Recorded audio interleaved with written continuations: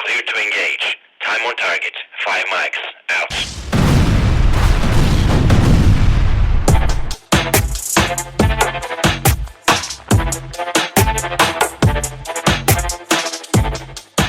Welcome back, everybody. Another episode of Crosstabs. I'm Reagan Canope, and I'm here today with Brian Iverson. Brian, how are you doing? I am wonderful, Reagan, and I am ready to go. Today I'm a little fired up. It's Friday when we're recording this, which is always a good day to keep me fired up. But I really like kind of the topics we're going over today, and I love local races, so I'm looking forward to it. Yep. I'm seeing, I don't know if you're seeing this, Brian, but in my social media feed, I'm seeing a ton of people posting their ballots. People are finally sitting down to vote. All the activities happening now, all these races that we looked at a week or two ago, everybody thought they were sleepy and quiet, and now suddenly they're big and loud and ugly, and the advertising's flowing in. And this is what we said, Brian, is you put these plans in motion in advance, but they really don't start until ballots are out. And then that's when the real campaign actually happens. And we're seeing this in Congressional District 3. You remember Blumenauer seat, kind of in that Portland area and that upper coast is just absolutely blowing up. So you've got 3 candidates there. You've got Eddie Morales kind of from Gresham. You've got Susheela Jayapal from the Multnomah County Commission. You've got Maxine Dexter from the legislature. And I'm reading this update from our good friend Dirk Vanderhart at OPB. He followed, subscribed to the podcast, actually. And he's tweeted. Let's just say he's your good friend. We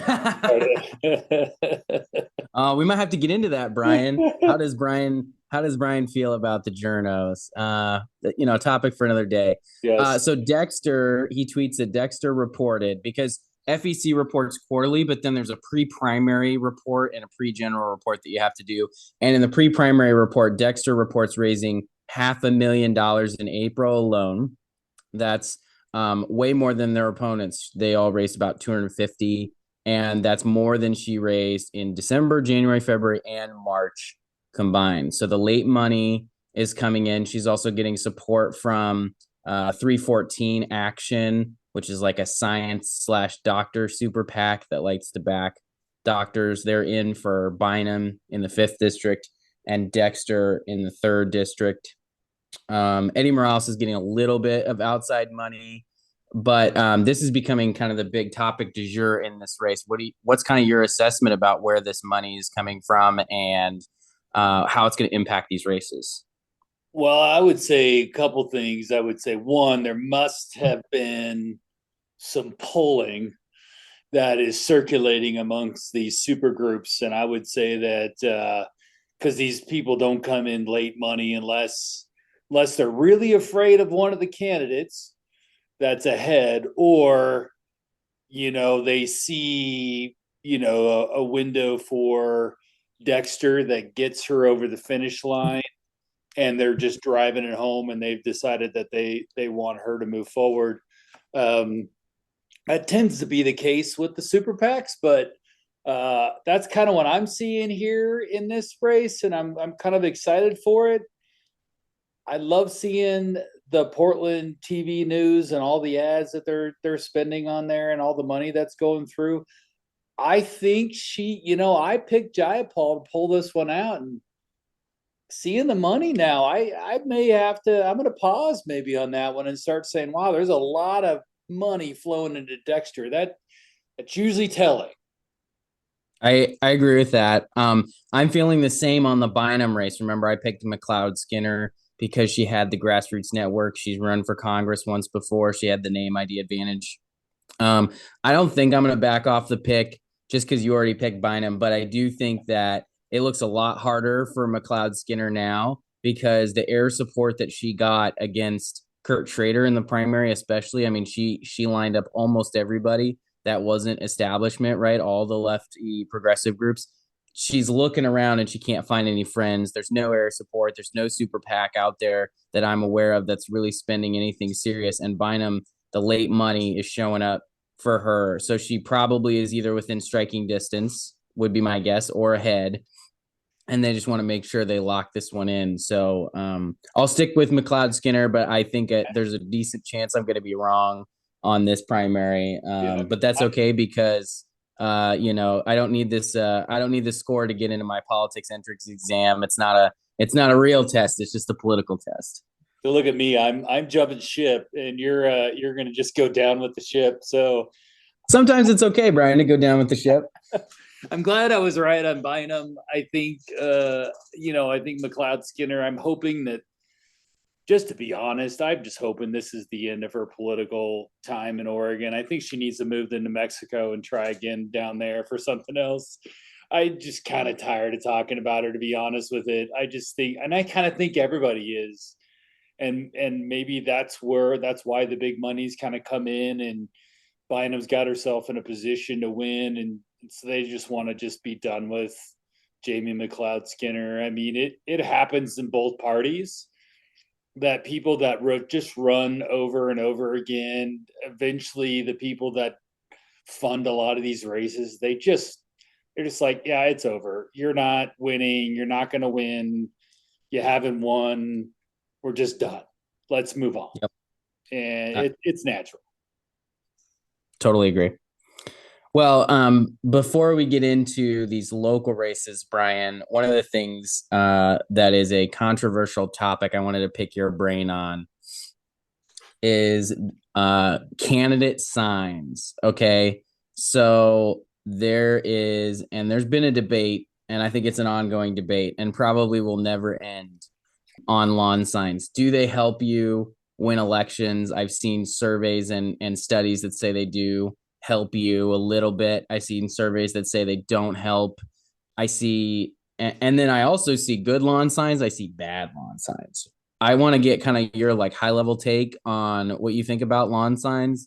And then I'm going to go off on the thing that I find the most annoying signs, and some tips for anybody, because somebody's going to make more signs. They're just going to how to avoid the main pitfalls and keep your signs to be at least good. Field signs and lawn signs are kind of two, I put them in two different categories. One, I do notice in Oregon, and I've worked in a few other states, they seem to both care about signs as much as we do. I think that Democrats in Oregon have always strategized to not have signs. They just don't. They don't put them up. I don't remember seeing a Kotek for governor sign.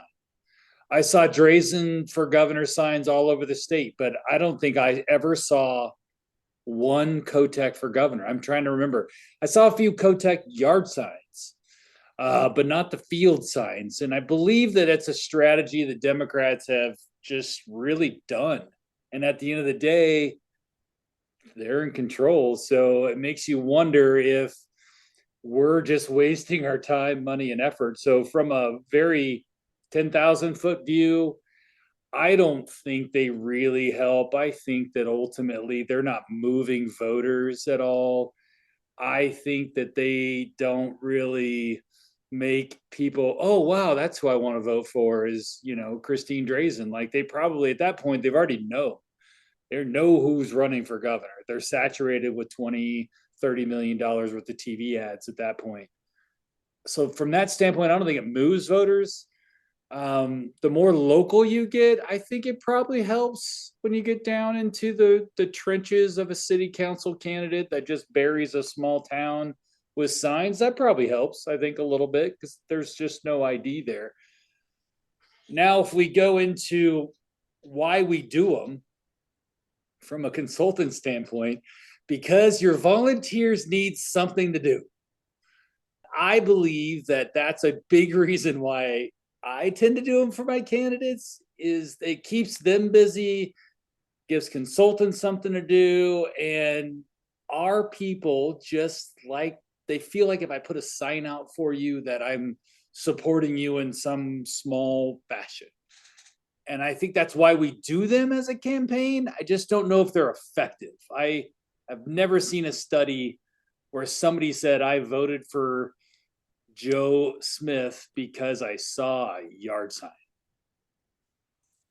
I agree with you, Brian. And I think here's the thing. I think somebody thinks, And I think for state legislature and above, I would say, I think some people think that there's like, if I have the most lawn signs, there's this peer pressure that people will feel to like vote for the person who's the most popular. Okay.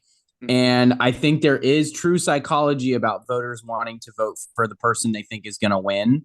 There's these swing voters and a few voters who are like, I don't want to vote for a candidate that looks like they're going to lose. That's why a candidate who is losing loses worse usually when they're polling. Like there's independent voters, independent candidates, excuse me, Brian. There's independent candidates that run and they're close. They're getting a third of the vote. And then when it's obvious they're going to lose, their support craters right at the end and everybody goes home, right? Same psychology in a race where it's like, oh, I got the most lawn signs, and so I'm going to win a bigger margin. Here's the thing. The fact that you have more locations for lawn signs means you already have that majority support. And if lots of people are willing to put up their signs, that means they're not afraid of you as a candidate, or they like you, or you are the most popular candidate. I think it just reinforces something that was already true, which was a bunch of people were already going to vote for you. And I don't think, like you said, I think when there's so many of them everywhere, everybody, you see it one time and then they disappear from your view. It's like you can't see them again. And especially when there's 8 of them in a yard, right? That's even worse, where they're all, and half of them or more are red, white, and blue. So you can't even tell who's running. And so, like, to me, lawn signs, there's 2 things about lawn signs. There's a handful of candidates where they just, can't go wrong with you seeing your own name on a lawn sign. It just makes you feel good. And then you're totally right about giving the volunteers an activity that makes it feel like they're helping. I think maybe eventually if lawn signs go away, we can pivot that activity into something else that would help, like making calls, or my favorite is texts. I like to get volunteers texting because they don't have to interface with a lot of people, but I think it's still really positive. You're just clicking a button and sending out 1,000 texts, and that's really positive for your candidate. But so here's my thing. If you're going to do the signs, 2 things you have to not do. Number 1, don't put your face on the signs. Your face isn't on the ballot. And people are going to draw mustaches or other stuff on the signs. That's just going to happen. Don't give them the opportunity to do that. The second thing that I would say is don't put the year of the election on your signs. That's the worst, Brian, because guess what? You can never use them again. You can't use them in 2026 if they say 2024. Even Trump signs, Trump Pence, his vice president is going to be Pence. Guess what? They got to throw away all those signs. You can't use them again. And most people hate Pence. So now you're stuck with Pence on your Trump sign. Exactly. I think there's probably people who cut Mike Pence off of their sign, right? So those 2 things, don't put the year. If you're going to do signs, don't put the year. And don't put your face on the signs. So, Brian, what should a candidate put on their signs? Because there's a lot that you can put on the signs that people want to put on the signs. What should a candidate put on their sign? Well, Reagan, I wrote down your 2 notes. So I made sure no face, no year of election. So that's good. The couple things that I always focus on when we do it, because political branding is very important to me. Because I do believe there's a brand, and I think a sign can reinforce your brand and really kind of highlight it a little bit. So colors do matter. Do not, and I know that this probably will drive people crazy, but don't use pink. Don't use like neon green. I always say stick with the red, white, and blue colors. Some people want to be distinct and different and go with like a purple or go with a yellow or something that's okay in context. But I think in general, Democrat or Republican, I stick with the red, white, and blue and combinations thereof. Think about what your sign looks like at night. Because if you're only in the general election, it gets dark at 4:30. So if everybody driving home can't see your sign because you're not going to have lights on your sign, think about that. Show when you talk to your designer, have them say, can you put that at night and let me see what it looks like in the dark? And they should be able to do it. If they can't, then they're not a good designer. The other thing is what does your competition sign look like? I always say you obviously don't want it to look similar. So if they've gone with a white background and a blue name font or something like that, then you should maybe not do the same. Because the whole point is you're probably trying to say, how am I different than my competition? It's probably in your discussion. The last thing is really around your name itself. And there's two different schools of thought on this, is using the most iconic part of your name. So sometimes it's your first name, sometimes it's your last name, and sometimes it's together. An example of that is, I'll just use my wife, like Vicky, and she spells it with two K's, so it's kind of unique. And she's Brees Iverson, right? So for her, the Vicky part is the bigger part of her name that people just know her by. They just call her Vicky. And I think with your dad, it was Tim Knope, right? It was those two names together was more of the iconic versus just a Knope. And the Tim name is way too generic. Nobody's really gonna know that. They don't spell Tim differently. It's just Tim. So I really look at that, and don't use some dumb font. Don't use a cursive font. Use a nice big bold font. Put your name on there. Make sure it's big. The Office is okay. I don't like using the word for. Some people love the word for. We've had much of social media fights with people, whether or not if you don't use the word for and you're not the actual senator or legislator, then it looks like you are. And that's all just a bunch of crap. I think if you're just Tim Knope, state senate, don't need much more than that on there. I just don't think you do. Great tips, Brian. And I totally agree with everything you said there. And because people argue about first name, no photo. no photo. And people argue about first name, last name. I think you're totally right. It's candidate dependent. I think of signs that really worked, like Newt, because Bueller's hard to spell. And so he just went with Newt. And I think that worked because it was a unique first name. But you're right. If your first name is Brian, for instance, you probably don't just put Brian on your signs. But you could probably get away with just Iverson, something like that. So yeah, it's fairly unique. I mean, and unique-ish, right?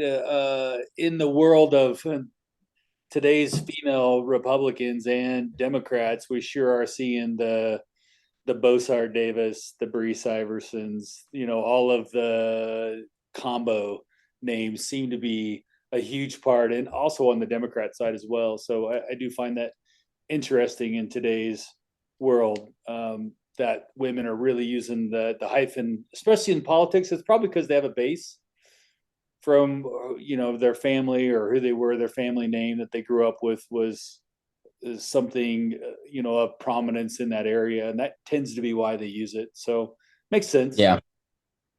All right. Well, I think we've driven that stake into the ground of lawn signs, just to throw a little pun out there, Brian. So let's get on these local races. So you and I kind of went through, I looked at a big county map and just talked about who I've been hearing from all over the state and tried to get an idea of what races might matter.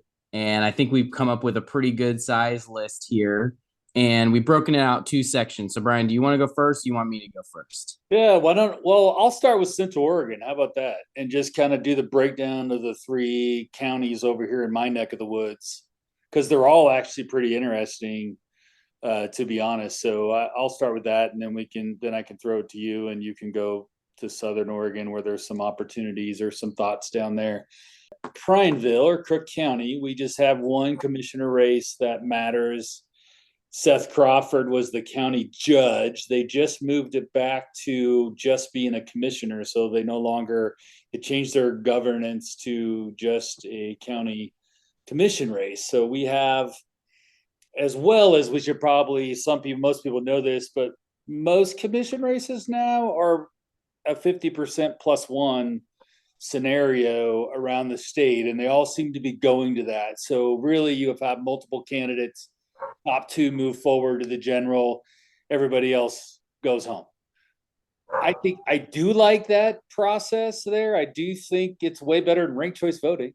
And I think from that standpoint, I do like it. So here in Crook County, we have 3 people. Ken Falgren was a former commissioner who is running for office again against Seth Crawford. And then the third being a guy, Monty Kurtz, who ran for treasurer before. Dollars-wise, Seth Crawford, who's the son of Jody Stahanzik, who's a prominent divorce attorney there in Portland, he's destroying everybody with the dollars. Jody was a big supporter of Betsy Johnson's, and so was Seth. And so Seth is really, he's been our county judge for a while, been in state government for a long time. I really think that Seth needs to go away. I think that Seth has done more harm to our county than good. And I would love to see him replaced. The problem I have is the 2 people running against him both kind of suck as well. So from my standpoint here, Crawford probably ends up winning. He's raised $45,000 from Portland compared to Falgren's $8,000 and Monty Kurtz's $3,800. So I don't know if we'll see that on this level. And they're all doing signs, by the way. And I will say that Falgren and Seth have listened to us when it comes to signs. Maybe where they channeled it correctly, and Monty Kurtz did not. His signs suck. He used the words "vote" is the biggest words on the sign, and that's not, and you barely can see his name. Probably not very good. So that's my thought process there. Let's move to Jefferson County, which is kind of interesting one to me. So there's 7. I had to do some quick math looking at my notes here. 7 people running for one county commission down there, and every single one of them, of these 7 people, they have raised no money. They're underneath the $2,500 threshold, so none of them are raising anything. They do have signs up everywhere, but they're just not doing anything outside of that. So Cindy Brockett, George Wesley, Era Adekian, Brandy McNamee, Rick Molitor, Sean Stanfield, and Seth Taylor. So I do think Seth Taylor was endorsed by Right to Life, I believe, in that county commissioner race. I'll go look. I saw that on my Right to Life booklet that I got in the mail. And the other ones, I'm not really sure. I think from what I've seen, Brandy McNamee has been in county government, so she's running, and Rick Molitor's got some support from the current county commissioners and some other folks there. Both those 2, funny enough, have their pictures on their signs, which they shouldn't do. Seth Taylor did a pretty good, his signs are pretty good. I saw those the other day when we were coming back from Portland. Vicki and I were making notes on that. I haven't really seen signs for the other people at all. So that's really been the case there on that end. So that one will be interesting. I have zero idea how that one's playing out because I've seen no money. So we'll see who wins there. I just found it interesting that 7 people are running for one spot. Deschutes County Commissioner, I'll just cover this one. This one really, we have incumbent Phil Chang, who this seat is now finally moved into a nonpartisan for the first time from a partisan commission structure. So Phil Chang ran as a Democrat last time, beats a Republican who I don't think ran a very good race, and he won that. Phil Chang is a very partisan Portland Democrat, but he's raised $100,000. I'll give him credit. He's put some money in the bank, and his challengers are Rob Imhoff, who is a local contractor who's raised about $45,000, and Judy Trego, who is kind of a Sisters, Ben kind of person. She was Sisters Chamber of Commerce. She's run for half a dozen or so local offices over the years. So they're kind of the 2 runner-ups to fill in the money race. And there's a 4th candidate. He filed on the last day. I think he came from the bar from what I heard and signed up. So I don't even know what he's doing, to be honest. So I think it's really I think Phil Chang definitely gets one of the top 2 spots. I don't think one of these guys reached the 50% threshold is my thought process here. I am helping Rob Imhoff for full disclosure and Phil Chang apparently doesn't like that, and Vicky's endorsed him. So we'll see what happens there.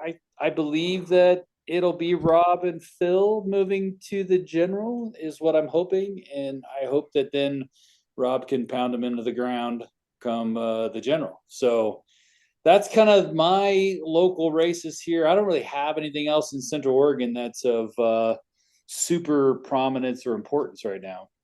Well, I was trying to remember, Brian, and I looked this up. Before he was a county commissioner, he was a natural resource consultant for 11 months. I'm looking at his LinkedIn, but really he worked at Department of Forestry and as a Central Oregon field rep for Jeff Merkley. And so I think that's where his money's coming from, right? He's plugged into Jeff Merkley's network and statewide Democrats. And so he probably is getting some outside money from there, along with the liberal elites who fled Portland and California to hide out in Bend. No, go away. Go back to where you came from. Don't come to Kirk County. Don't worry. The city council and the folks on the city council are working hard to try to make sure that people don't want to live in Bend. So they'll take care of it at some point. That Bend City Council went from $200 a month when I was running races in Bend City Council. I stopped doing them probably 2014, I think was the last race I did. They're now paying themselves $30,000 a year on Bend City Council. And in that amount of time, they just doubled it. So wow, they're doing their best to make that crazy. Brian, that's what a state legislator makes. Is like 30. They make 36. So good for them voting to raise their own pay. I'm sure that'll never come up in any future elections.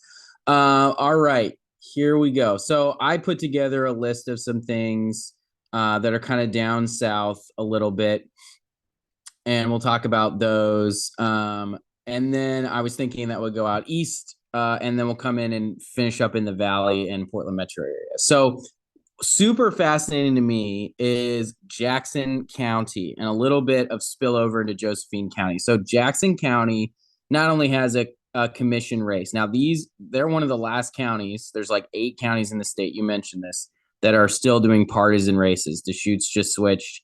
I think eventually all of them will probably flip to non-affiliated eventually, but there's not very many left. So Jackson's one of those partisan commission races, and they've got in terms of candidates, you got Randy Sparacino running. He's a mayor of Medford and was a Senate candidate down there. He's running against a PCP out there from the Republican Party. He'll win his primary, and then we can look at that in the general. But what happened was he's got a Democrat opponent and this group down there called Jackson County for All. I think they hate the county commission, Brian, because they put 3 measures on the ballot. They put one measure to flip to nonpartisan commissions because they can't win. They just can't get a Democrat on there to save their lives. They put a measure to expand from 3 commissioners to 5, and they put a measure on there to cut commissioner salaries almost in half from 100 plus, probably close to 150 down to $75,000.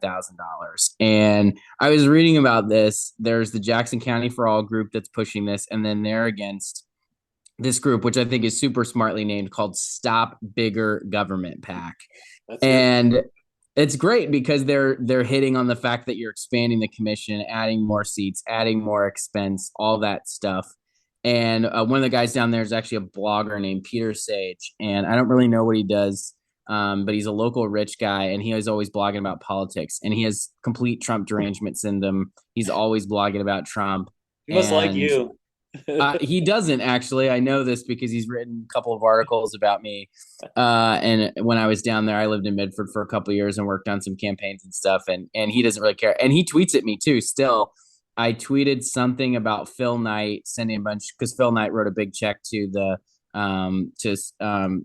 Bring Balance to Salem PAC that was reported on a little while, and he was like, I found some new shoes. I'm really sad about Nike, and Nike used to be my favorite, and now they're not anymore. And I'm like, you don't understand that Phil Knight's not the CEO of Nike anymore. Anyway, that's how silly this guy is. But he's working on these measures and submitted arguments in favor, and I think he's spending his own money because he's independently wealthy. But so I will be watching these Jackson County measures to see which is the more persuasive argument. Do people want nonpartisan? Do they want more commissioners, or are they going to be influenced more by not wanting to spend more money and have more positions and run more elections for these things.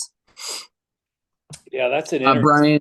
That's interesting down there with that group. That's especially the fact that they're doing all these other things to expand government, but yet they're going to cut their pay. And maybe they think because they're expanding it from 3 to 5, it becomes a neutral scenario, which is kind of interesting.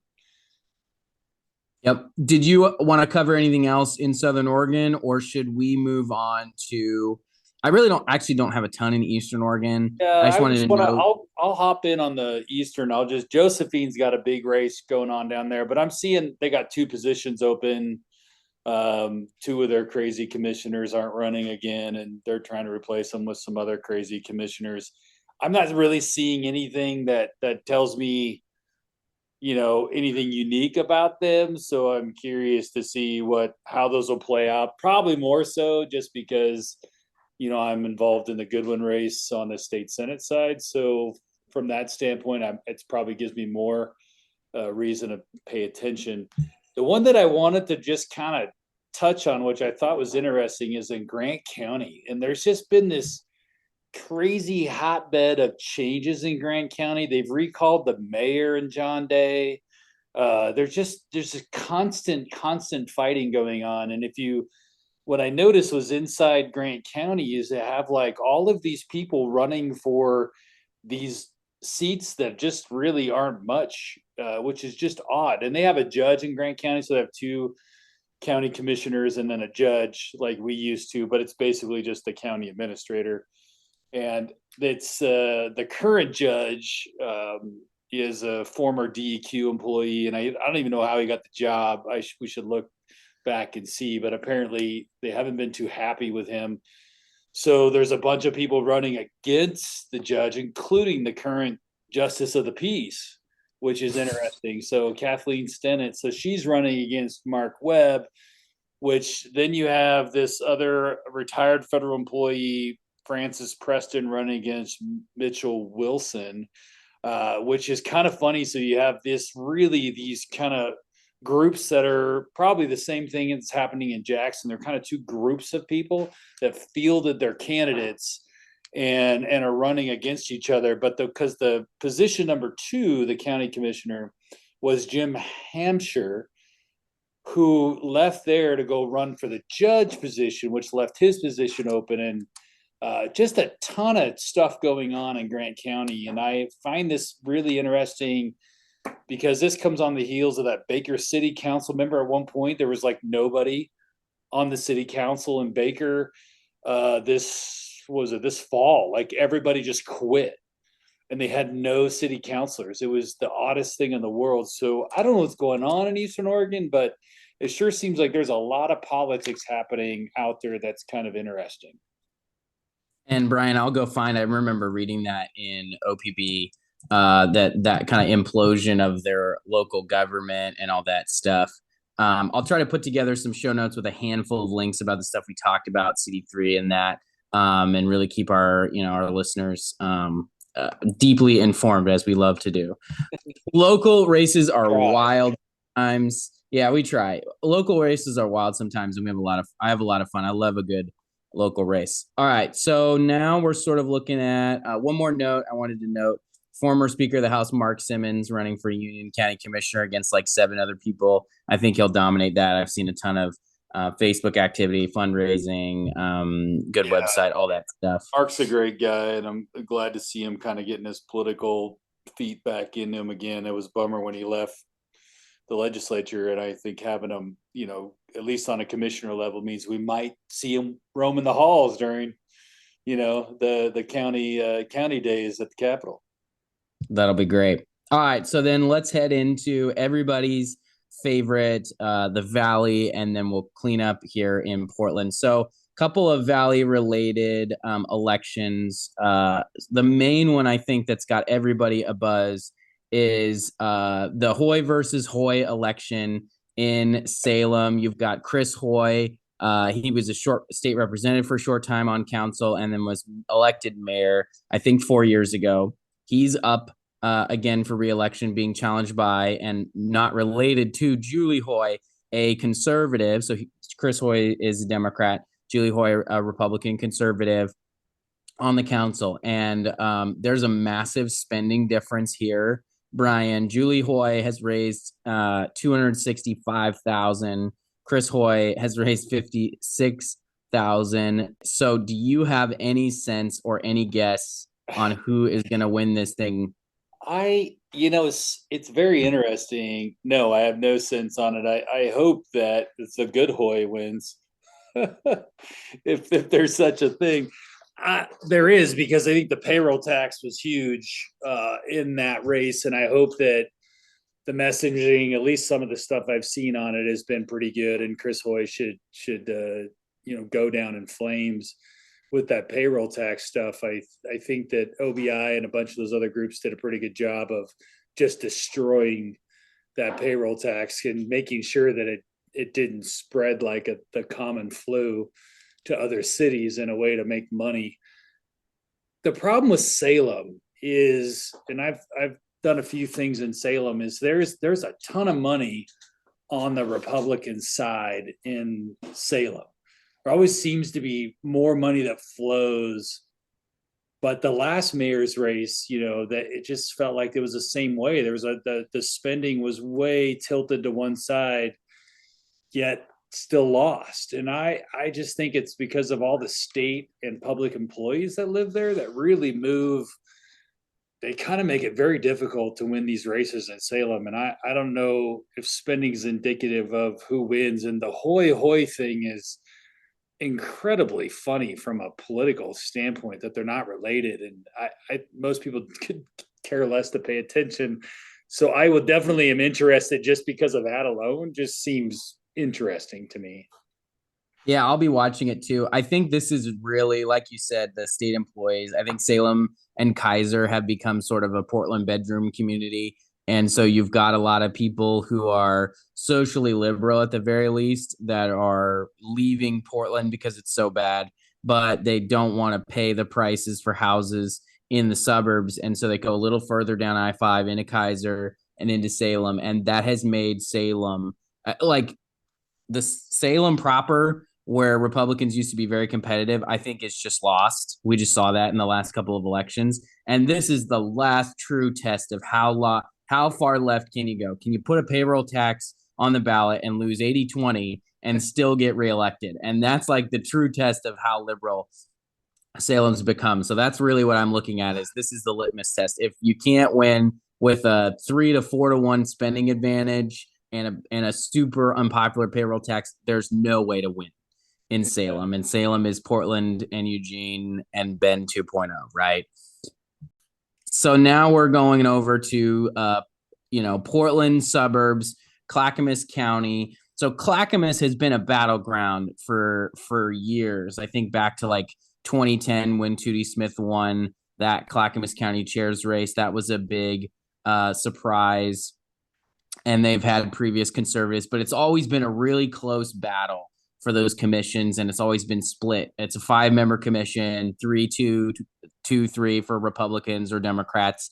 And then in the last couple of elections, it's just the Republicans have won still narrow victories. They've got a 4-1 advantage now on that Clackamas County Commission, and it's allowed them to they've pushed back really hard on the Portland-style homeless programs, against Metro, against all of the liberal stuff, and they're really running the county on "We are not Portland."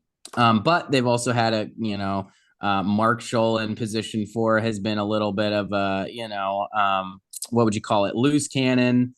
And so I'm watching these 3 races to see, can the Republicans keep the gains they've made and continue to expand in Clackamas County, and what does that mean up the ballot for statewide races and for legislative races? So for chair, you've got Tootie Smith running for re-election against former Sheriff Craig Roberts, and then a lady named April Lambert is also in that mix. So I would say Craig and April both are looking for that Democrat/swing vote. But Tootie Smith, they just did a poll at the Oregonian, and she is the only elected leader in Portland area that doesn't have a negative approval deficit of more than 10 points. Hers was only -8.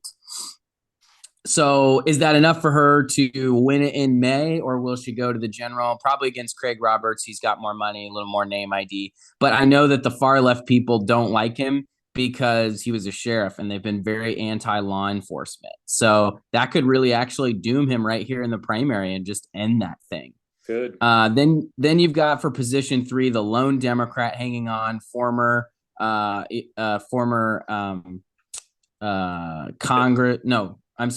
Congressman Kurt Schrader's ex-wife, Martha Schrader, on the commission, taking a challenge from Amy Nichols and Dana Hindman-Allen. And if I remember right, both of them are conservatives. And so their goal is to not split the vote too badly and keep Martha Schrader under 50%. So she has to go to the general election. Then for position 4, you've got Tina Irvine, Melissa Fireside, and Ray Gordon against the incumbent Mark Shull. Mark has, put some insensitive stuff on Facebook about Muslims. He really got blown up right after he got elected because it was a total surprise. The word insensitive.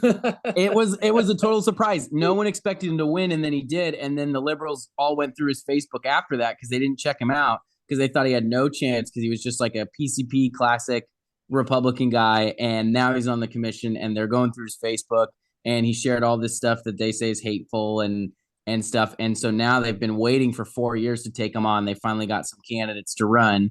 And their main one, their kind of standard bearers, Melissa Fireside, and then the regular conservatives, I think, have sort of backed Tina Irvine. She is really impressive candidate out there. Any thoughts on this Clackamas County stuff, Brian? Well, I love what Clackamas County's done. Actually, I'm pretty excited about where they're going. I think Ben West's big win last cycle was really huge in making that change, because I think once they took control, I hope that Democrats, or not even really Democrats, I would say right-leaning Democrats, non-affiliated voters, really see what happens when Republicans take control. And Clackamas County is a great example to prove that we can govern this state if people let us. Like, we can govern a county like Clackamas County is just killing it. They're getting so many businesses from Multnomah County and people wanting to move to Clackamas County just because that they're normal, right? It's what Portland used to be when I grew up there. It's where people want to live. And I think that's really what the candidates that continue to push that message, I think that Ben West started. And Tootie's done a pretty good job of that as well. But I think that group is putting together some really good stuff going forward. And I really hope that the folks over in Washington County that are doing Republican races really pay attention to what's going on here, because I know there's some fed up people over in Washington County that can push back and win some spots over there. Now, Multnomah County could be a little different. But I think Clackamas County is a very good I don't know how you say, a bellwether for us in regards to how we can do things. So I'm excited to watch. I think the position 4 race is the one I find to be at least the most interesting, because you do have Mark Shull on the Republican side and Tina Irvine on the Republican side, all running against each other. That'll be kind of interesting to see what happens there. I think you're totally right. And I think also Republicans around the state are sort of looking at Clackamas. You've got Bend has become a problem. Hillsborough is really hard to win in now. Clackamas is like, if that falls, it's over, right? There's no chance at anything at that point because it's the last population center that's rational. So speaking of irrational population centers, the Multnomah County, it's like what I did there, Brian. So Multnomah County's got a lot of positions, and I think you do have a battle going on right now. You can tell that a lot of the Portland businesses, they are sort of on their last straw, and they are pouring a bunch of money in to try to get the Multnomah County Commission to be normal and try to get the DA's office to be normal. And if they can't get that done, I think a lot of them are picking up and they're moving to red states. They're moving to Texas, they're moving to Ohio, they're moving to Arizona, they're moving to Florida. They're putting their businesses places where they can actually succeed. And they'll still mail stuff to Oregon, but you will not be able to find a single office for them So at a minimum, they're moving to Clackamas County. Yeah, some of them will move to Clackamas, but some of them won't come back to Oregon. I think you're right. I think that Portland, even the normal Portland, Multnomah County people, just the everyday run of mill, even the Democrats that are just, going through life, they're looking at this as like, okay, the experiment was funny. We're going to lose Portland. We're going to lose Multnomah County if we don't stop now. And I think we have a shot, not we as in Republicans, we as Oregonians have a shot of getting some normalcy back in Portland and making it the Rose City once again if they elect, I don't know, I say middle of the road, center left minded Democrats that realize that the far left horrible George Soros policies are just not good. It's un-American. Yep. So at the Multnomah County DA's race, you've got Nathan Vazquez, deputy DA, basically assistant DA, running against George Soros. I'm sorry, Mike Schmidt is on here, but he is running against George Soros's money and quite a lot of it. So what do you think about this one? Who do you think is going to win this race? Well, it is a Schmidt's show, right? Isn't that what the billboards all said there? I had the opportunity. I don't know Mike Schmidt. I have had the opportunity to meet Nathan Vazquez. I think he's very intelligent. Seems to have an idea and a thought process on where he wants to take the DA's office, and I think it's really that idea of working with law enforcement, cracking down on some of the property crimes and some of the things that have really destroyed neighborhoods in Portland. So I sure hope Nathan Vazquez wins, just because I just think that it's time for people to move on. But, heck, Mike Schmidt won 77% of the vote last time he ran. So money-wise, I'm not seeing much that differentiates them a whole bunch. Schmidt's got a little bit of a lead now with the Soros dollars coming in. Vazquez raised a ton of money early. I just got to feel I'm afraid, I should say, that I think Nathan peaked too early in this race. And I think that the organizational structure of the socialists that live in Portland can probably put Mike over the finish line on this one. That's my opinion. You haven't seen the traditional Democrats abandon him. The elected Democrats haven't left him. I mean, that's my concern is they aren't sitting on the sidelines like they are with Jamie McLeod Skinner and hanging her out to dry. They haven't hung him out to dry. George Soros has showed up, and I'm looking for the article, but there was an Oregonian poll that showed Nathan Vazquez beating Mike Schmidt, and I think it was like 8 or 10 points, but there was here it is. Nathan Vazquez leads in matchup.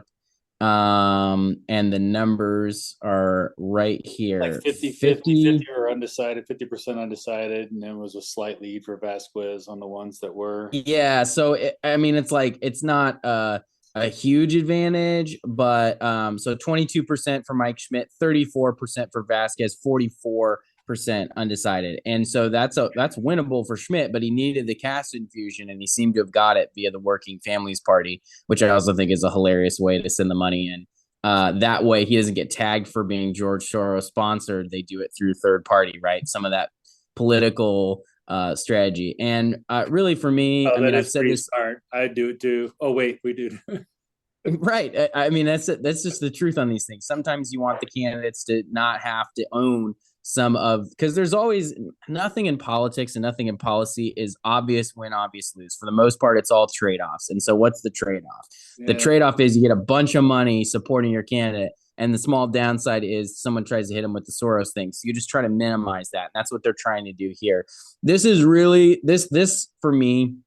People for Portland have been attacking Mike Schmidt and all these guys for a long time. And Dan Levy's like the man guy there. If he can't win this race, he should move to another state. There's just isn't anything left for them to prove at this point. I think it'll hurt them with their donors because at that point, like, what are you going to give money for? If you can't run ads against this guy and billboards for 4 years and then take him out, like, what are you even doing? So I know Dan Levy, he used to win races in Oregon. It's been a long time. And, I really hope he wins this one for the rest of Oregon's sake. But, it'll be tough if they lose this one. Didn't we have a bet on that Betsy Johnson? And I forgot which one of us won because we were both about, I think 9% we said was the up or down, right? And she came in at like 8.6 and Dan Levy did her race. I forget which one of us went low and which one of us went above. I'll search our texts, Brian. Maybe it's the answer. Find that out. But I was amazed because we were right at the 9% line, which was great. That's what we said that she's going to end up at. Which I thought was pretty interesting. I think her peak was 22%. I'm digressing for the fun of digressing, but I think it's interesting when you look at these races in Portland and seeing who's behind them does kind of tell you a little bit about what may happen, because I think the people that have continued to lose in Portland is probably not who you want running your races in Portland. Because you need a different approach when you're going after that animal in Portland. That's just different, man. It's a different way of doing things, and you got to organize. You got to put it in a way that those grassroots groups in Portland are very organized. I mean, they can go protest on a dime. I mean, all they're looking for is an issue, and they'll show up and protest. Hamas, yep. Black Lives Matter. They don't care. They'll show up and protest anything. It's what they do for a living. So. I think but when you have that base throughout the entire city that you can just call on and mobilize, that's hard to beat. I totally agree. So then we move to the Multnomah County Commission, and you've got, crazy enough, 4 positions open. And I think it's because of Jayapal. Not even going to cover the city council, are we? Portland City Council. It's just so whack job that we're just going to bypass it and just talk about the commission, I think. They totally changed their system. I don't think anybody knows what's going to happen there, because it's like top 3 candidates in each of the 4 wards all get elected, and then you have 12 people. It's like, how do you even predict the outcome on that? Oh my, it's insane. 12 people? I mean, this is stupid. And my prediction, Brian, is it'll take them weeks to figure it out because they're using ranked choice voting. And if it does, I think, Brian, here's my prediction right here. And I say this as a person who is going to work on the campaign to defeat ranked choice voting, because I don't think it's good for the state. And I think that it's not going to work. If this race for ranked choice voting takes weeks or months to count, like they did in the New York City mayor's race, that will be the end of ranked choice voting in Oregon. So hopefully, for their own sakes, if they want that ballot measure to pass, they better get this right. But I'm predicting they won't, because it's like 50 candidates or something like that. I do think we should talk about really quick, and I'll pull up the list while we're doing Multnomah County. We should talk about mayor. I think that's interesting, sort of a figurehead. It's a less powerful position, but I think it's important to kind of discuss that. Hashtag Wheeler. So, yeah, what did Wheeler have? A 70% disapproval rating in that poll? Oh my Lord. Like, truly incredible. Horrible. Like, Wheeler should be thrown out of politics. Like, you can't go that bad. 70% disapproval in Portland. That is insane. And how bad does a candidate like Sarah Iannarone have to be to lose to Ted Wheeler in his last re-election? And then, Brian, he thought about running again. He thought about it. I can't even. It's pretty good. All right. So Multnomah Commission, position 1. You got a handful of candidates here. I think this is an interesting race. You've got Meghan Moyer, who I've worked with and I really like. She's the lobbyist for Disability Rights Oregon. She does a good job representing them. She's pretty straight with me. She works with Republicans and Democrats. Like, she seems pretty reasonable. You've got, and I apologize for the pronunciation, Vadim Mozyrsky, who's an admin law judge, and I think he's self-funding his race. I saw a headline that said he gave himself another $30,000 or something like that.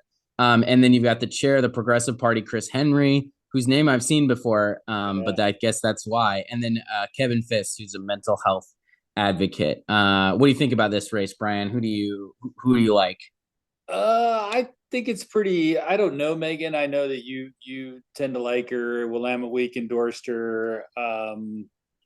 I go back to my old self of people like to vote for the name that looks like they're the most DEI candidate.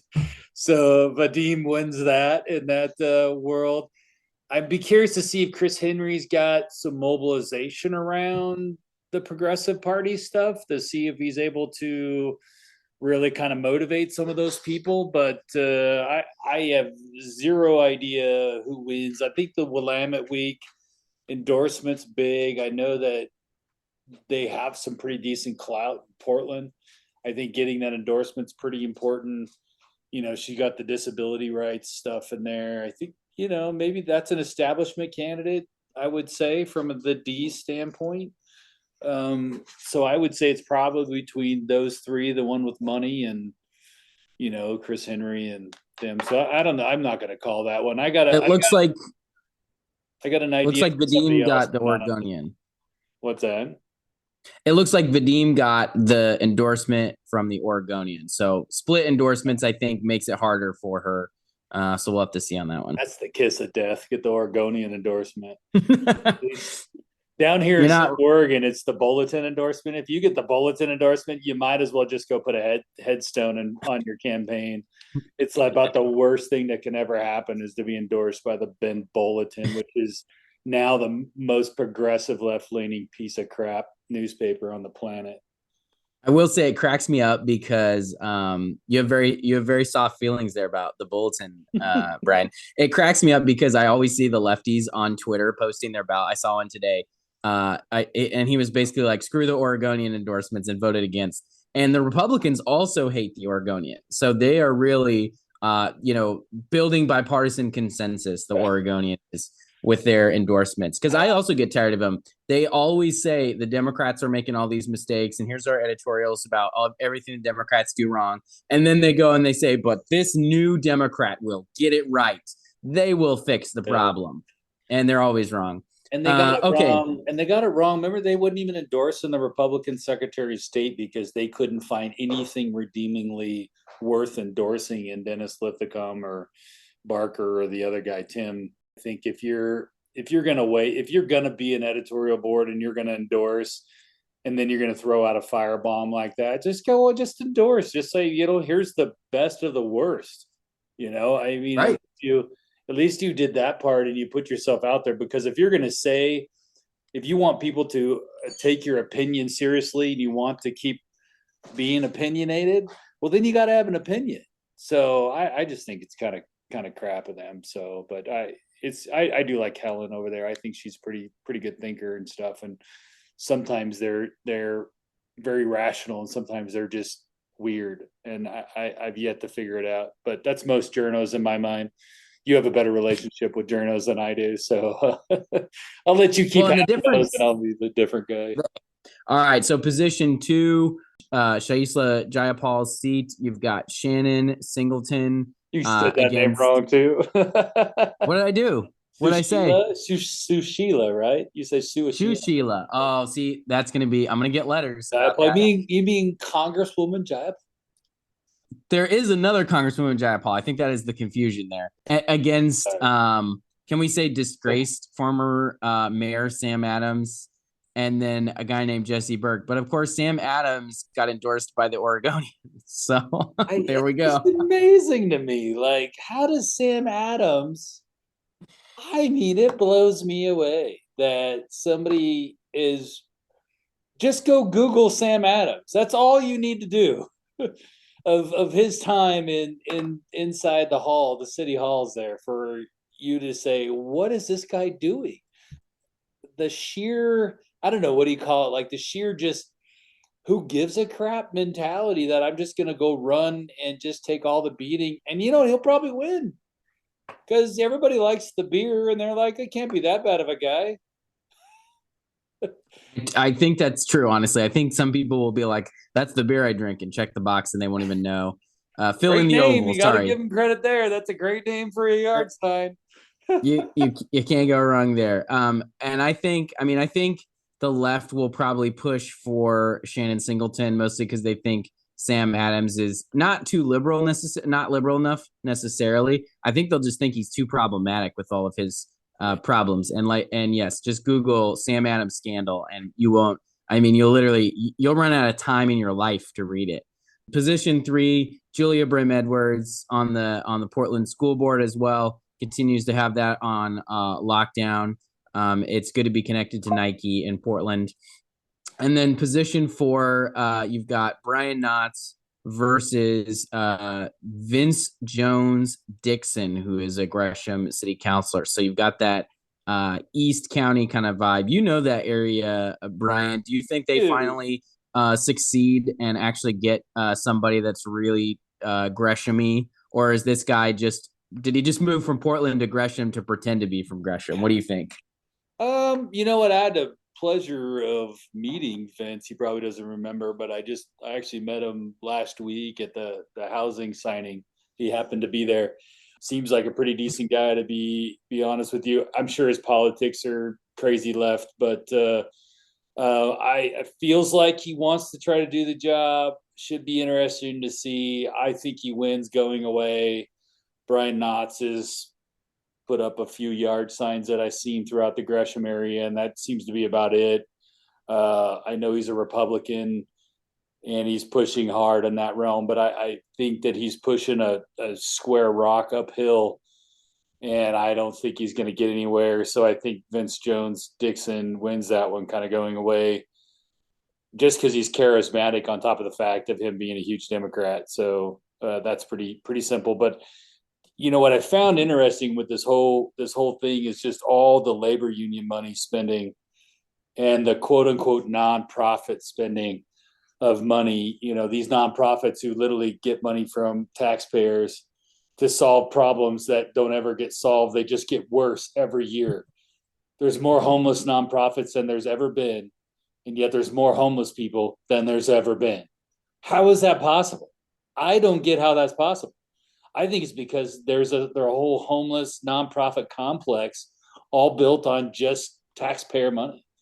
And I think it's just, and until we solve that problem and defund all of these nonprofits that are just living off of taxpayer dollars, we're not going to get any real change in Multnomah County. And it's going to be these same 5 hard left Democrats, no matter who they are, voting for more taxes and costing everybody more money and not solving any problems. I think also you noted that there's sort of like this pro-business but still center-left group called United for Portland, which is different from People for Portland, Dan Levy. This is Doug Moore, who used to be at OLCV. There's a big write-up on this like a year ago in the Willamette Week, I think, and I was sort of wondering what he was working on. And it basically looks like their endorsement list is what the Oregonian endorsed. Vadim in District 1, Sam Adams, District 2. They also endorsed Jesse Burke. I don't know why, but Julia Brim-Edwards and then Vince Jones-Dixon. And so down the line in the Oregonian, whereas Willamette Week actually went different. And so it's sort of a battle of like establishment versus Willamette Week, which isn't as far left as it used to be. It used to be just straight up lefty. Now they actually work really hard, I think, at holding Democrats accountable, and maybe one of the last organizations actually doing journalism out there. Sometimes, I'm not going to say all the time, but sometimes. And or so your buddy Dirk at OPP just threw his phone away. He does get. I say that because he gets mad about it, but I'll debate him on it anytime. I have some problems with sometimes what he writes, but he knows that. I tell him. Yes. So it'll be fascinating to see how this battle sort of shakes out with kind of this old establishment kind of roaring back. Especially Sam Adams is really he's old Portland. He's that old Portland you talked about. Even with all of his problems, he's the guy that was there when Portland was working. And so let's see if people are willing to ignore. And I'll just say this. He'll hate this, I'm sure, but I don't know Sam Adams, so I don't have to care. Donald Trump is in the same position, too, where there's a lot of voters saying the 4 years of Donald Trump were better than the 4 years of Biden. So let's see if voters in the U.S. and then voters in Oregon look past all of the baggage these guys have to get the better life that they had or that they believe they had in those 4 years, right? I really think it will be interesting to see, do voters go with that or do they go with this Sam Adams and Donald Trump are a threat to democracy stuff that the left is rolling out there, right? You're making a really good point about Sam Adams and the correlation of Donald Trump. And what I find, what your point is like, is somebody's, because it was a personal, right? I mean, he had some issues with hitting on people in the office and a bunch of stuff, right? I mean, there's a whole bunch of stuff going on there, but it wasn't like he stole money. It wasn't like, he was a fraud of any kind. He just had personal issues. And a la Bill Clinton, a la Donald Trump, a la Sam Adams, right? Do people do love a comeback story. People do love to forgive as much as they love to tear you down. They love to forgive. And if it's in that personal realm, then will they? And I probably think they will on this end of it. That'll be interesting to see. Well, I think we've given our listeners plenty to look at. We're very excited, Bryan. Next week, I think we should be able to record. It'll be next week for our listeners, the wrap up of the election and getting all those results. I'll be up late, Bryan, looking at all the results, making notes, and there'll be, I'm sure, a race that surprises us because voters are always inscrutable. And that's what makes this exciting. If we were able to perfectly predict everything, we wouldn't have elections. And that's why they're great. So thanks for joining me for this breakdown, Bryan. Any last thoughts? Yeah, I think, and also we'll have to circle back with the yard signs and say who had a better yard sign and see if that got him over the top with it being close. I think we're going to see some close elections. I talked to Carlos today from the Oregonian, talking about some of the Senate Republican races and the House Republican races. And I said, we could see some super, super close races even in our primaries. And those are fascinating to me of why. And I think breaking those down is going to be fun. So I'm looking forward to it. Thank you again, Reagan. I always enjoy going through this. We went through kind of fast. We tried to hit a lot. We started doing the prep work for this, and man, there was a lot of local races. So we're going to have to probably do an episode on breaking down local races and then breaking down some of the state races that we've been involved with. So that's going to be fun. I look forward to it. Awesome. Well, we've got a website now, Bryan. We talked about this in the first episode. Check out crosstabs.studio. You can sign up to get notified. I actually worked on putting, even though it's old, I put the candidate tracker there just to get everybody ready. They can look at what we had up there for 2024, and then there'll be new stuff for 2026. And then we're getting ready to put out, and probably will be out by the time this is published, our prediction contest. I'm just adding a few more local races onto that. People will be able to enter the prediction contest and test themselves. And Bryan, you and I can both do it too, and then we can see how our listeners do against us, and we'll shout out the top three, I think, people, and we'll see if we're in the top three, Bryan. So and then also we're on Twitter now at Crosstabs FM, and you can find us officially in all of your podcast apps, including Apple Podcasts, Spotify, YouTube, and my favorite, Overcast, which is a better app because it doesn't have all of the junk that Spotify's got in it and Apple and all that stuff. We'll talk more about podcast apps eventually, Bryan, but you can find us in any podcast app that you want to use. You can talk about podcasts. I'll be on my iPhone. That's about as far as I get with my podcast.